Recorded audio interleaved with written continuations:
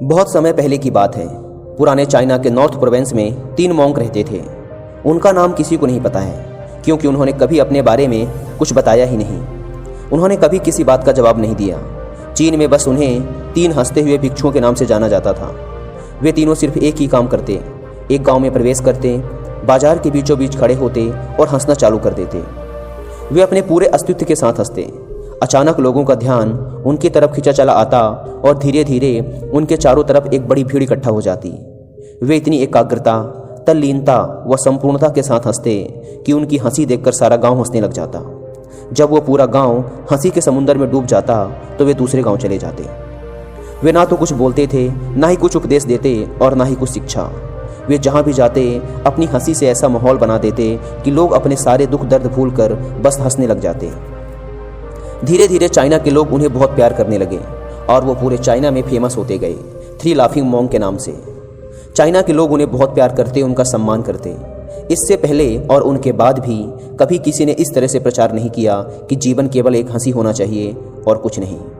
वे विशेष रूप से किसी पर नहीं हंसते थे। वे बस हंसते थे जैसे कि उन्होंने ब्रह्मांडी मजाक को समझ लिया हो, जैसे कि उन्होंने ईश्वर के मजाक को समझ लिया हो, और उन्होंने एक शब्द का उपयोग किए बिना पूरे चाइना में इतना आनंद फैलाया जितना आज से पहले किसी ने ना फैलाया था।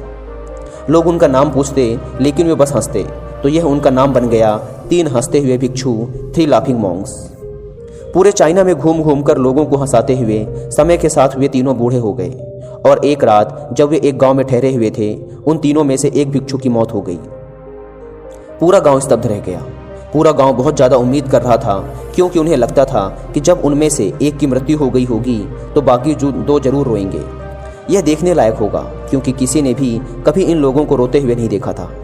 जब सुबह हुई तो पूरा गांव इकट्ठा हुआ, लेकिन दोनों भिक्षु तीसरे की लाश के पास खड़े जोर जोर से हंस रहे थे। ऐसी हंसी जैसी उन्होंने आज से पहले कभी ना हंसी हो। गांव के कुछ बड़े बुजुर्गों ने उन्हें समझाने की कोशिश की कि यह आपका साथी था और इसकी मृत्यु पर आपको हंसना नहीं चाहिए।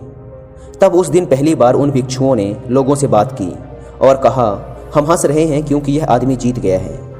हम हमेशा सोचते थे कि पहले कौन मरेगा, लेकिन इस आदमी ने पहले मरकर हमें हरा दिया। हम अपनी हार व इसकी जीत पर हंस रहे हैं। इसके अलावा यह कई वर्षों तक हमारे साथ रहा। हम एक साथ हंसे, हमने एक दूसरे की मौजूदगी, उपस्थिति का आनंद लिया।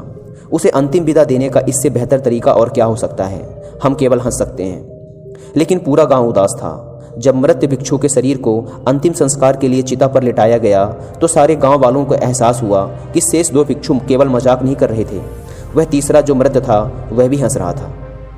चीन में यह प्रथा थी कि जब एक इंसान की मृत्यु हो जाती थी तो उसके पुराने कपड़े उतारकर उसे नहला धुलाकर उसे नए कपड़े पहना दिए जाते थे। लेकिन मरने से पहले उस भिक्षु ने अपने साथियों से अपने कपड़े ना बदलने के लिए कहा था। तीसरे भिक्षु ने कहा था, मुझे स्नान मत करवाना, क्योंकि मैं कभी अशुद्ध हुआ ही नहीं। मेरे जीवन में इतनी हंसी आई कि कोई अशुद्धता जमा ही नहीं हो सकती थी।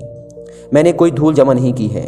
हंसी हमेशा युवा और ताज़ा होती है, इसलिए मुझे नहलाकर मेरे कपड़े मत बदलना।